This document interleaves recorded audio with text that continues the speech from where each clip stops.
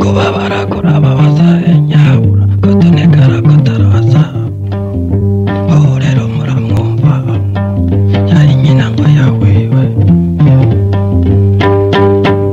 hati mbega mwana nje we hati nyamara mwana inshuti bagenzi mudahengeshanya gukurikirana ibiganiro bitunganywa n'ishirahamwe ryanyu Renape Burundi Réveil National pour la Promotion de l'Équité canke ikanguro ry'igihugu riharanira ukungana kw'abarundi bose imbere y'amategeko. Turongeye kubaramutsa canke tuti mwiriwe bivanye n'umwe wese aherereye mu mpande zine z'isi dutuyeko. Renape Burundi iti janda nka se mujandi mu rushumuhoro kurarama no kuraramanga ko mwahoze mwitwa bamenja mukatogwa n'umugwi w'igihugu ujejwe ukuri no kurekuriranira CVR wo utahengeshanije gukora inama nkenguzamateka na nshingamateka ugashinga intahe bene umurango babona ko mutigeze mumenja ko nyabuntu wamenje ari Mikayeli Micombero yataye ibanga ry'ubukuru agakurura amahano ku Burundi akarunda abahutu mu bifuriro rusangi ari naho CVR yasanze ukuri kutagabanije ko we nabo bari bafatanije gutwara igihugu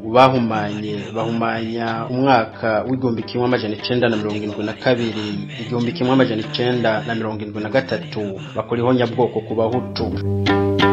hati majanja mu kumenja mwana nje we yari umukwengo w'umwami.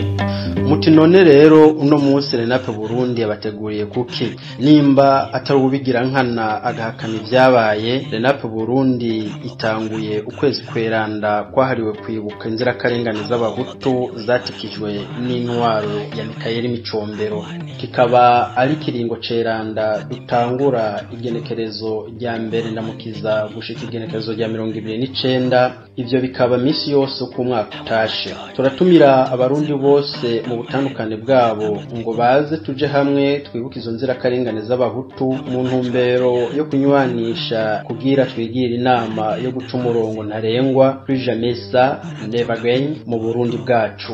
Kubifuza kubana na Renape Burundi muri kuno kwezi kweranda ko kwibuka ihonyabwoko ryakorewe abahutu umwaka w'igihumbi kimwe amajana 1972 umwaka w'igihumbi kimwe amajana 1973 murahawe ikaze mwese, umwe wese aterere mu byo ashoboye, haba mu rukurikirane rw'ibiganiro bigiye kuzoduteramisha mu gutegura uwo munsi mukuru, haba mu buryo budufasha gutunganya ivyo biganiro, eka ukaba uri n'umuhinga mu gusorongora kahise kabi ku Burundi. Murashobora kuturondera ku nimero akamenyetso ko guteranya 254 79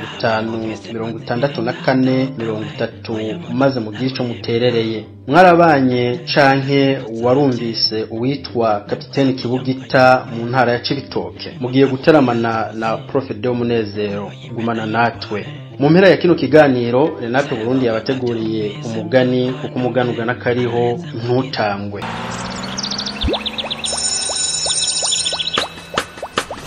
Bienvenue dans notre jolie petite école. Dans ma tronche crayon, stylo, grande école. Ici on travaille, on apprend, on rigole. Et on bouge, on danse, on chante comme des casseroles. Kapiteni Kibugita ninde yamaziki? Turi mu buraruko bushira uburengero bw'u Burundi. Umugwi w'igihugu ujejwe ukuri no kurekuriranira CVR wahishikiye kugira amatohoza ku vyabaye igihumbi kimwe amajana 1972 uratuyagira ivyo wahasanze biteye ubwoba, uganira n'ivyabona vy'ivyahabereye, ariko kumva z'umutekano wabo CVR yahisemwo kubita yandi mazina. Uwa mbere ni Musa aribuka intwaro y'ico gihe ishwabura bene gihugu ngo baje gukora ibikorwa rusangi ku nkengera z'inzuzi zica muri iyo ntara, ariko ivyo bikorwa ahanini vyari ivyo kurenza kwivu ku mivyimba y'abahutu y'abayatawe hejuru, kubera ko ahana hariya ibisigarira vy'abishwe vyari bitanguye kunuka ibindi kuribwa n'ibikoko. Umukapitene yatwara brigade ya Cibitoke mu mwaka w'igihumbi kimwe amajana 1972 niwe yari hejuru y'abatoteza abahutu. Umushoferi wiwe yari yahoze ari umusirikare nawe nyene yari umwicanyi adasanzwe. Mu gihumbi kimwe amajana 1972 ikiraro citwa Nyamagana nico cari kibanza cicigwamwo abahutu, mu yandi majambo boucherie canke abattoir humain. abishwe batabwa mu kimanga cyo kuri ico kiraro Nyamagana. Abenegihugu ba Kongo baba hegereye ako gace vyabaye ngombwa ko bimuka baja kuba handi. Imibiri y'abishwe imwe yaribwa n'ibikoko, iyindi gatwagwa n'amazi y'izo nzuzi. Urundi ati umunsi umwe uwo mukapitene yaje ku isoko Imabayi, abantu bose, abagabo, abagore n'abana batera urwamo bati nguwo aragarutse gufata abahutu aja kwica nk'uko yama abikora. Musitanteri azwi ku izina rya Pahuro mu Ruho niwe yaje asukamwo mabisi ngo batekane. Icabona ca gatatu giti mu 1972 abasirikare batwagwa n'uwo mukapitene Ntahonsigaye André batazira Kibugita yahagarika abahutu bifise, abigisha, abadandaza n'abanyeshure. Abo bapakigwa mu modoka ya gisoda yo mu bwoko bwa Jeep, maze ijisho rikabiryo. Rimwe na rimwe imfungwa zo mwibohero rya Mabayi zaratotezwa ijoro ryose n'abapolisi ba komine, abapfuye maze bagatabwa mu kimanga cimbwe n'inkukura. Akenshi umupatiri w'umutaliyano yaraza ku ibohero rya Mabayi agatanga isigwa rya nyuma ku mfungwa z'abahutu, agasohoka impuzu ziwe zuzuye urutenga rw'amaraso. Ico kimanga batamwo abishwe carazimanganye kubera ibikorwa vyo kwimba ubutare bihabera, aho bamwe bamutazira Kibugita, abandi vyaheze bamwise ntawe nsiga. Ikindi cabona giti abasoda barongowe n'uwo mukapiteni baratonda ku ishure bafise imodoka zibiri zo mu bwoko bwa Jeep hamwe na kamyonete y'ibara ryirabura, maze bagahagarika abigisha bose bahakorera bababwira ko hari inama ku ikomine kandi ko bose bategerezwa kwitaba. Abanyeshure barategereza ko abigisha babo bagaruka amaso agahera mu nzira. Abo barashobora kurungika ivyambagwa vyabo nk'ibirato, amasaha kugira bamenyeshe ishure n'imiryango yabo ko batakigaruka. Ngivyo bimwe muri vyinshi vyaranze umwaka w'igihumbi kimwe amajana 1972 igihumbi kimwe amajana 1973 mu gihe turiko dutegura kunamira ku ncuro igira 50 abahutu bahitanywe n'ihonyabwoko ryakozwe n'intwaro ya Mikayeli Micombero. Imana ibakire mu bwami bwayo. Nawe ugufise ibishinga ntahe ukeneye gusangira n'abarundi muri kuno kwezi kweranda abarundi bazunamira abahutu bakozwe kw'ihonyabwoko, ntuwengeshanye kutwakura ku nimero twatanze.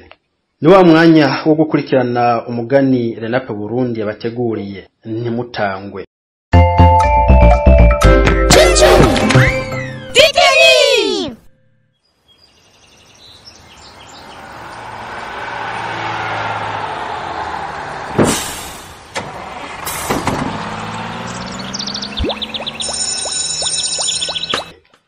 Ku mugoroba bayagacuye za mpene azihindira mu nzu, arazizirika agenda kugorobeza kwa sekuru. Inakuru ahejeje kumugaburira baba barajajura. Hakabaye kera bayagabwira inakuru ati mbe nyoko we nta muganuzi no gucira wowe umenya, no umenya kurugutura nkubwire. Habaye insisi ikaba ariyo nkuru muzo zabana zose. Umunsi umwe izitembera imbere zijya guhiga, zigeze mu gahinga iziha amategeko iti nihagira ico twubura murabanze mwinyegeze murindire ico mvuga namwe muce mugisubiramwo. Ziragenda zigeze kure zisangaho impongo yapfiriye. Ya mfisi nkuru iyirengera ko irarya, izindi nazo zija gutuna inyuma y'igisaka zirorereye ko izisigariza. Noneho ya mfisi imiri gufa rihagama mu muhogo, ija mu vyo gutabaza iti nkizikigufa. Za mfisi aho zibunze zigasubiramwo ngo nkizikigufa. Ya mfisi iguma itabaza ngo nkizikigufa, nazo zigasubiramwo nkuko zabariwe ngo nkizikigufa.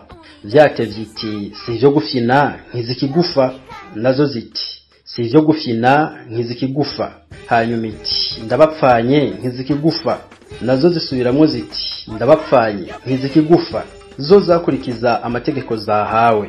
Rya gufa rirayigarika ya mfisi yitwa n'ubukunzi bw'inda. Vyakabaye kera za mfisi zumvise itagikakaza zija kuraba zisanga kabaye, zica zigabangana ya mpongo zirigira. erega bayaga wumvise yaratwenze aruma. Ikibarirwa nicumva cerekwa nikibona kandi ngo wanka bangwe ntiwankazana ndabe. Banyakuntunga bati inda ndende ihumira indya ikica kokize. Sije no hahera hohera iyo mfisi yo yagize amero igashaka kujya yonyene ikima bagenzi bayo kaza kurangira ari uko ihitanywe n'igufu. Les enfants, êtes-vous prêts pour cette nouvelle journée? Bakunzi mwakurikiranye ibiganiro byacu turabikebanuye naho utaha. Bye bye.